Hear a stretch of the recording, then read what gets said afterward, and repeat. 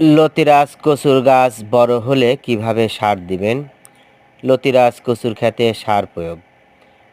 লতিরাজ কচু এক চাষ পদ্ধতি। এ সময় লতিরাজ কচু চাষ করলে মাত্র ৩৫ দিনেই ফলন আসে।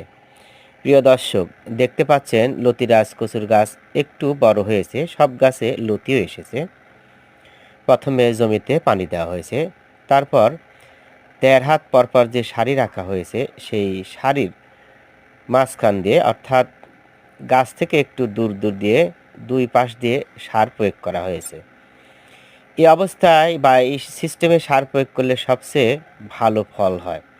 ব্যাপার হলো ইউরিয়া এবং টিএসপি সারের সাথে যদি আপনারা মোরগমার্কা মাধ্যমিক সার ব্যবহার করেন তাহলে খুব দ্রুতগামী গাছগুলো বৃদ্ধি পায়, সেই সাথে লতি মোটা এবং লম্বা হয়। লতিরাজ কচু এক চাষ পদ্ধতি, ভালো বীজ ভালো ফসল।